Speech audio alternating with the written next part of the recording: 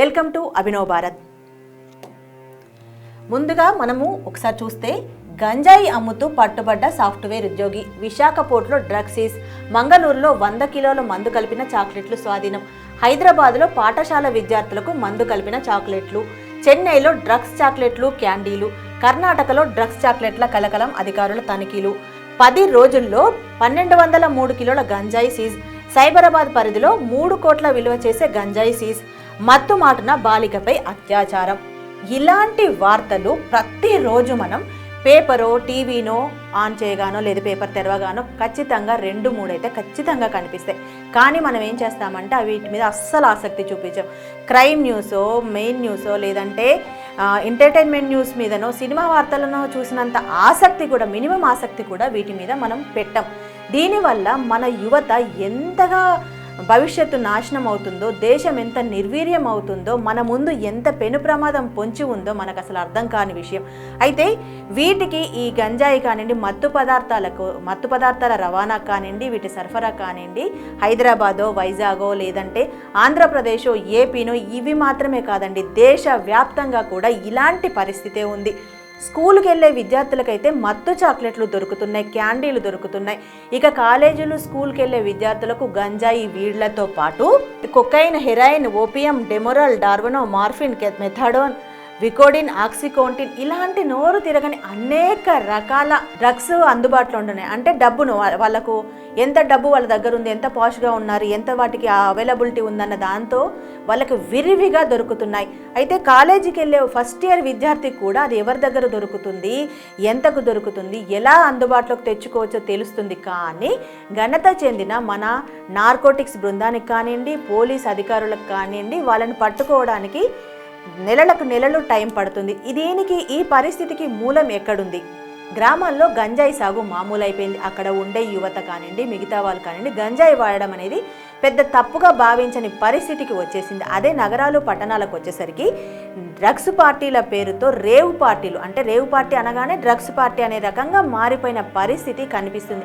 అయితే వీటన్నింటికి మూలం ఎక్కడ ఉంది అంటే అవి డ్రగ్స్ కార్టెల్స్ అనేది ఏంటి, అవి ఎంత దారుణంగా ఉంటాయి, ఎంత భయంకరంగా పనిచేస్తాయి, ఆ వ్యవస్థ మన దేశానికి వస్తే మన దేశ పరిస్థితి ఏంటి అని తెలుసుకునే ముందు అసలు డ్రగ్స్ కార్టెల్స్ ప్రపంచవ్యాప్తంగా ఎన్ని ఉన్నాయో ఒకసారి కనుక గమనించినట్లయితే, ప్రపంచంలో ఉన్న డ్రగ్స్ కార్టెల్స్లో ఈ 5 చాలా ముఖ్యమైనవి. ఫస్ట్ డ్రగ్ కార్టెల్ అనగానే గుర్తుకొచ్చేది మెక్సికో. అక్కడి నుంచే ప్రపంచవ్యాప్తంగా ఏ కార్టెల్ అయినా కానీ అక్కడి నుంచి పుట్టిన వాళ్ళే దాన్ని ఏమంటారు, హ్యాండిల్ చేస్తుంటారు. ముందుగా చెప్పుకోవాల్సింది సినాలోవా కార్టెల్, తర్వాత మెడలిన్ కార్టెల్, తర్వాత గల్ఫ్ కార్టెల్, తర్వాత లాస్ జెటాస్, జయారెస్ కార్టెల్. ఈ కార్టెల్స్ వ్యవస్థ ఎంత దారుణంగా ఉంటుందంటే దేశంలో జరిగే ప్రతి క్రైమ్కు దీనికి లింక్ ఉంటుంది. ఇది ఒక పెద్ద సాలెగూడు లాంటిది, డార్క్ నెట్ అనొచ్చు. దీనిలో ఒక్కసారి కనుక చిక్కుకున్నట్లయితే అందులో పడి చచ్చిపోవాలి, కానీ బయటకు వచ్చే సమస్య ఉండదు.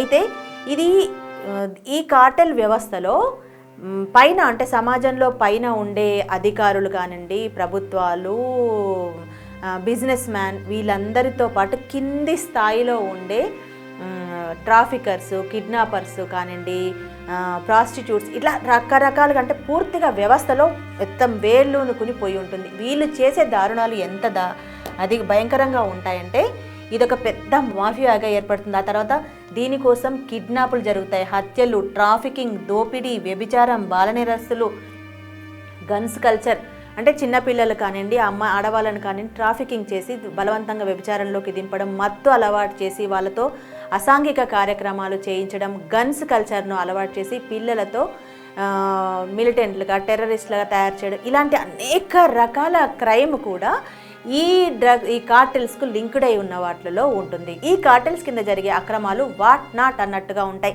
వీళ్ళకు ఒక ప్రత్యేకమైన ఆర్మీనే ఉంటుంది, ఒక పెద్ద నెట్వర్క్ ద్వారా వీళ్ళు ఆపరేట్ చేస్తుంటారు. ఇందులో రాజకీయ నాయకుల నుంచి మొదలు పెడితే కింది స్థాయిలో ఉండే బాల నేరస్తుల వరకు, ఇంకా సమాజంలోని చాలా, అంటే కిరాణం షాపుల నడిపే వారి వరకు కూడా వీళ్ళ వ్యవస్థ నెట్వర్క్ ఉందంటే దాన్ని మనం అర్థం చేసుకోవచ్చు. అయితే ఈ కార్టెల్ పనిచేసినట్టుగా కనుక మన ప్రభుత్వాలు కనుక పనిచేస్తే అసలు సమాజంలో అసమానతలు అనేవే ఉండవు. అదన్నమాట, అంత బాగా పనిచేస్తాయి ఈ కార్టెల్స్.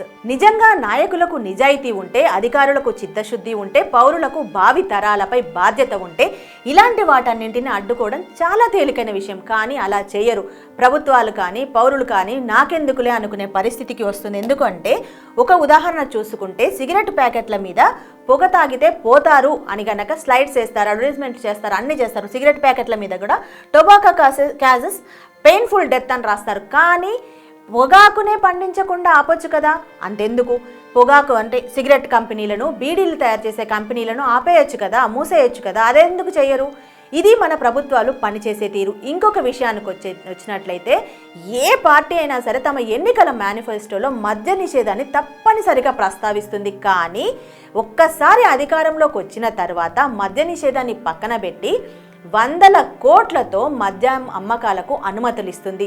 అంతేకాదు లిక్కర్ పాలసీలను కొత్తగా తయారు చేసి బెల్ట్ షాపులకు అనుమతులు ఇచ్చి తాగండ్రా బాబు, తాగి ఊగండ్రా బాబు అన్నట్టుగా మార్చేస్తుంది.